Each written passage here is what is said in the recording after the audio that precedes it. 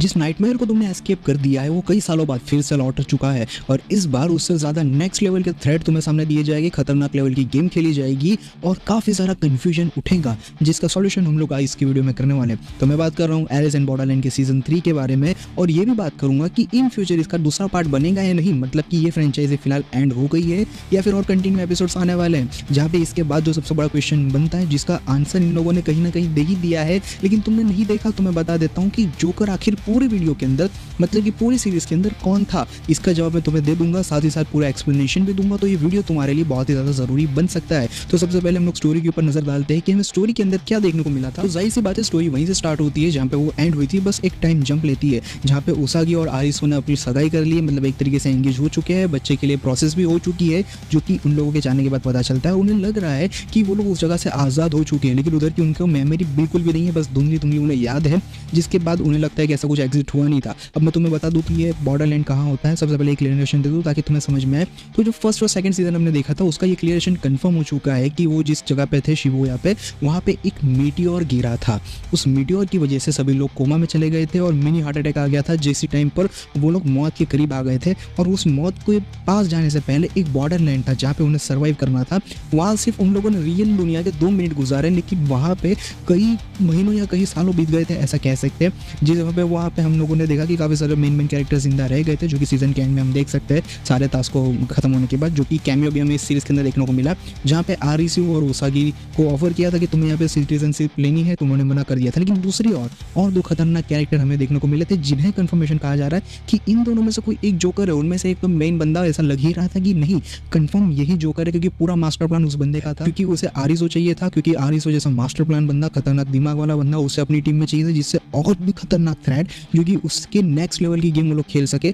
मे भी ऐसा पॉसिबल हो कि बॉर्डरलैंड के अंदर अगर तुम सिटीजनशिप ले लेते हो, परमानेंटली कोमा में चले जाते हो, ना जिंदगी ना मौत दोनों के बीच में अटक जाते हो, तो तुम्हें कुछ और नेक्स्ट लेवल थ्रेट देखने को मिल सकते हैं, एक अलग दुनिया देखने को मिल सकती है। परमानेंट सिटीजन के साथ तुम्हें और भी ज़्यादा गेम खेलने को मिल सकती है या फिर हो सकता है कि गेम को एक तरीके से कंट्रोल करने का एक्सेस मिल सकता है, मे भी पॉसिबल है। तो वहाँ पे वो बंदा सारी चीज़ें कंट्रोल कर रहा हो और वहाँ से वो सारी कंट्रोल करके उसे हेल्प के तौर पे आरिसो चाहिए था, जो कि हमें सीधा बताता है, जिसके लिए उसने कहीं ना कहीं उस व्हील चेयर वाले बंदे को क्या कहते हैं गोली दी और उसे अपनी टाइम में लिया और उसे कहा कि तुम कहीं ना कहीं उसागी को ले आओ, उसागी आएगी तो आरिसो भी आएगा, तो उसागी को ले आए, आरिसो भी आ गया और खतरनाक लेवल की गेम थी। मतलब तुम सोच सकते हो कि जो पहले 2 सीजन थे तुम्हें ऐसा लग रहा है कि खतरनाक थे और तुम सोच रहे हो कि तीसरे सीजन में लोग कोई खतरनाक गेम नहीं कर पाएंगे, तो ऐसा बिल्कुल नहीं है। सीजन 3 के अंदर खतरनाक गेम एग्जिस्ट करती है, इनफैक्ट इस लेवल की कि देखने में वो लेवल तो फील होता है, भले उस फील के ऊपर ना चली जाए लेकिन मज़ा बिल्कुल आता है। जहाँ पे ये चीज़ तो कंफर्म हो चुकी है कि जो बॉर्डरलैंड है उसे कोई एक बंदा कंट्रोल नहीं करता है, उसे कंट्रोल करने के लिए मल्टीपल बंदे एग्जिस्ट करते हैं। जहाँ पे पूरा का पूरा सीजन तो खत्म हो गया, वहाँ पे आरिस और उसागी फिर से बच के तो आ गए, कुछ और कैरेक्टर्स भी बच के आ गए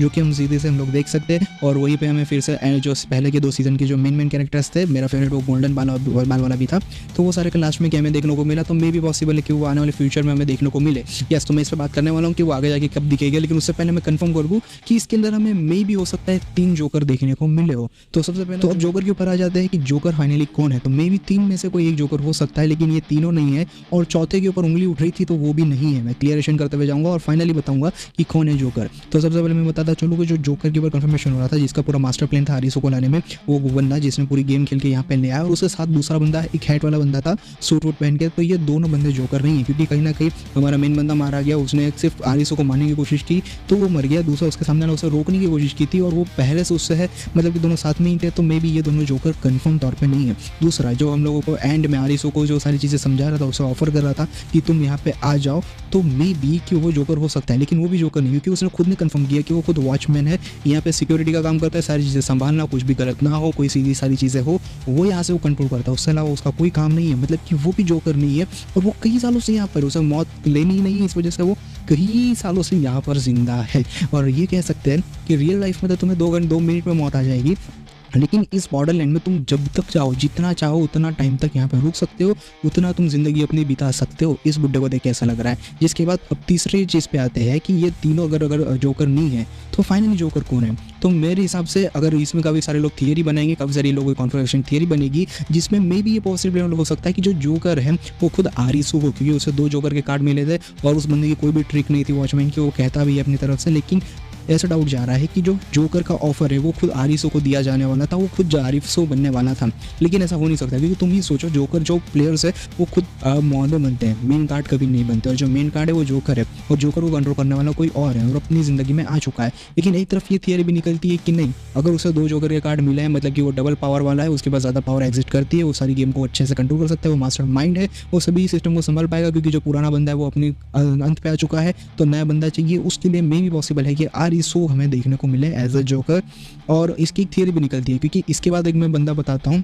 कि हमें पूरी सीरीज़ में कोई जोकर देखने को मिला ही नहीं है और जोकर अभी तक आना बाकी है। फ्यूचर में हमें जोकर देखने को मिला क्योंकि जोकर अभी तक आया ही नहीं है। रीज़न ये है कि तुमने अगर प्रीवियस सीजन्स देखे होंगे जहाँ पे मेन कार्ड्स वो सारे डिस्ट्रॉय हो जाते हैं, उनके जो भी कार्ड होल्डर है, उनके जो किंग है, उनको हराने के बाद तो उनका जो कार्ड का जो गुब्बारा होता है जो कार्ड को होल्ड करता है वो डिस्ट्रॉय हो जाता है बॉस को हराने के बाद। तो ऐसा जोकर के साथ नहीं हुआ। तुम सोच सकते हो जोकर का कोई फुग्गारा फूटा नहीं, फुग्गारा अभी भी सारी चीज़ें रिस्टोर होने के बाद भी वो हवा में लहरा रहा था, उसका कार्ड भी पूरी तरीके से सेफ था और उसके बाद भी हमें जोकर का मेन कैरेक्टर दिखाया नहीं गया। तो यहाँ पे 2 ही थियरी है जैसा मैंने बताया कि मे बी आरिसो ही जोकर हो या कोई जोकर अभी तक हमारे सामने नहीं आया हो। और अगर ऐसा है तो मतलब सीधी सी चीज़ सामने आती है कि सीज़न 4 ज़रूर बनेगा। अगर सीज़न 4 नहीं बनता मतलब कि एक नई टाइमलाइन शुरू होगी, एक नई स्टोरी शुरू होगी, क्योंकि पूरा का पूरा सीज़न एंड में हमें क्लियर करते जा रहा है कि नेशनल थ्रेड आ रहा है, पूरी दुनिया में ये सारी चीज़ें हो रही है, भूकंप वगैरह पा रहे हैं। और उस वॉचमैन ने भी कहा था कि अब बहुत ही बड़े तादाद में लोग आने वाले हैं, मतलब जो पिछली बार जितने लोग आए थे, जो पहले से आ रहे थे,